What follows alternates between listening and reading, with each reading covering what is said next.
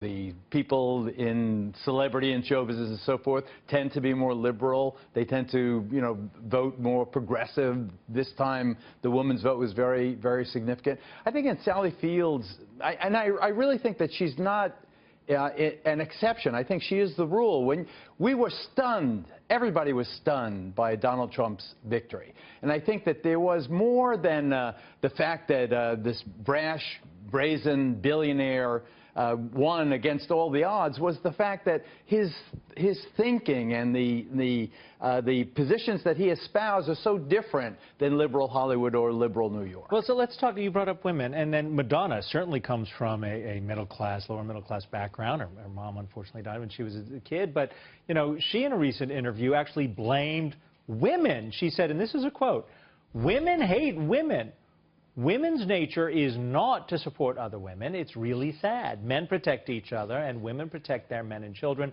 Women turn inward, and men are more external. A lot of it has to do with jealousy and some sort of tribal inability to accept that one of their kind could lead a nation." I can only imagine that if it weren't Madonna who'd said that, but say she's now deceased, but Phyllis Schlafly, the left would be going crazy. But Madonna said it. Well, this is Madonna as pop psychologist, really. She's trying to analyze what happened and why so many women, so many suburban women, either stayed home or voted for Donald Trump. And it is a stunning development. I mean, we have to admit that it may be that she's very pretentious in the way she expresses herself, sometimes with a fake British accent. But you cannot deny that the fact that the female vote was so ambiguous was a major, major development and a big substantive reason why Donald Trump won. I mean, it is part of this breathtaking, stunning upset. Let's get to this because, I love Sally Field. I think she's great in all the movies she's in. I love Madonna's music, at least the older music, not some of the new stuff. But then you get LeBron James. I mean, the most amazing basketball player right now. And he's one of several Cleveland Cavaliers. We both love Cleveland. Love him. He refuses to stay at the Trump Soho, which even though Mr. Trump doesn't own it, it's got his name because of licensing. I mean, what's the message that LeBron is sending? To me, this is much more substantive and much more serious.